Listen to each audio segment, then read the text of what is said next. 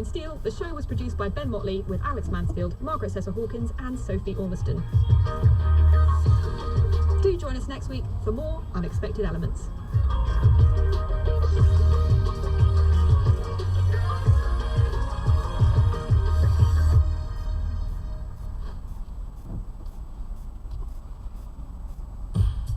Nevada Public Radio is a great listening choice, no matter when you tune in.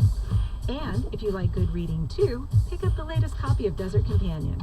With stories, interviews, and features about life in Southern Nevada, it enhances all the news and ideas you hear every day on KNPR.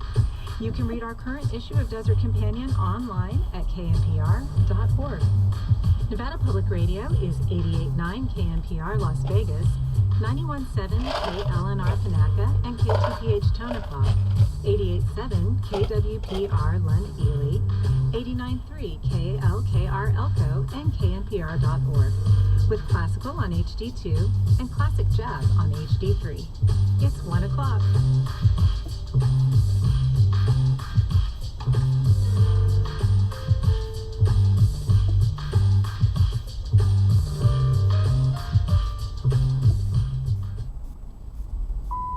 At 8 hours GMT, welcome to the newsroom from the BBC World Service. I'm Robin Brandt.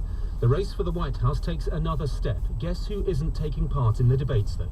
You're not here tonight because you're afraid of being on the stage and defending your record. You're ducking these things. And let me tell you what's going to happen. You keep doing that, no one up here is going to call you Donald Trump anymore. We're going to call you Donald Duck. There's a development involving the police at China's troubled vast property developer Evergrande. Switzerland says the last 2 years have been catastrophic for its glaciers. We might get used to this news of all these extremes we're seeing, not just for the glaciers, but everywhere in the climate system. But this is not just normal, it's completely exceptional. Vietnam jails another environmental activist over tax evasion. And who wants to buy the first work from the man who taught America to paint? I think there's an artist hid in the bottom of every single one of us. You too can paint almighty pictures. This is the BBC World Service. This is Danielle Yawowiecka with the BBC News. Hello. Donald Trump has come under attack from his rivals for the US Republican presidential nomination during the latest televised debate. The Florida governor, Ron DeSantis, said the former president was missing in action. Another rival, Chris Christie, accused him of being afraid to turn up. And you're not here tonight, not because of polls and not because of your indictments. You're not here tonight because you're afraid of being on the stage and defending your record. You're ducking these things. And let me tell you what's going to happen. You keep doing that, no one up here is going to call you Donald Trump anymore. We're going to call you Donald Duck. Donald Trump chose to give a speech to car workers in Michigan rather than take part in the Republican debate. He told staff at a non-unionized firm he would protect their jobs if he was re-elected. Mr. Trump said he had a vision to revive economic nationalism. Just over a week after Azerbaijan seized control of Nagorno-Karabakh, more than half the ethnic Armenian population has fled. The authorities in Armenia say 65,000 people have arrived there. Our correspondent Sarah Rainsford is in the border town of Goris. They have left behind pretty much everything. They've left behind their lives, their homes, their cattle, many of them, the graves of their ancestors, of course. And they've come here with no real idea about what the future might hold. You know, there's a massive aid effort underway here. People, Armenians opening their homes to refugees, inviting them in to live with them. Local hotels packed full of people, again staying in rooms that are being provided for free by the local government. But there are just so many people here now. Half of the population, at least, of Nagorno-Karabakh that has already headed for the exit, already flooded into Armenia, and we expect that number to increase as the days go on. Switzerland's glaciers have lost a further 4% of their volume this year, the second biggest loss ever following last year's record melt of 6%. Scientists say the dramatic ice loss is a clear symptom of global warming and is likely to be irreversible even if climate targets are met. Taiwan has unveiled its first ever domestically made submarine as it seeks to counter China's growing naval might.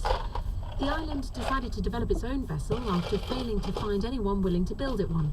Mickey Bristow reports. More than 2 decades ago, the United States promised to build and sell Taiwan a fleet of submarines, but the deal never materialized, partly because of objections from China, which considers Taiwan its own territory. Several European nations also declined to help. So in 2016, the island decided to build its own. This submarine, unveiled by the president who ordered it, is the first of 8. It will now undergo sea trials and should be operational in 2 years' time. Taiwan will hope it deters the threat from China. You're listening to the World News from the BBC. Trading in shares in the hugely indebted Chinese property firm Evergrande has again been suspended in Hong Kong. The firm returned to the market only a month ago after an absence of more than a year for not publishing its financial results. Here's Nick Marsh. They're in a very, very bad situation. They're China's most heavily indebted property developer. They have about $300 billion worth in liabilities, most of which actually is owed to ordinary Chinese home buyers. But it's their creditors abroad that could be the sticking point. There's a winding up hearing in Hong Kong at the end of the month. If there's no repayment plan, there's a threat of liquidation. The president of Slovakia has condemned what she described as the anger and hatred of the country's current election campaign.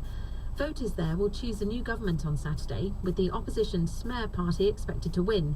Zuzana Kaputova said some people were drawn to quick populist solutions and warned that social media and misinformation were a threat to democracy.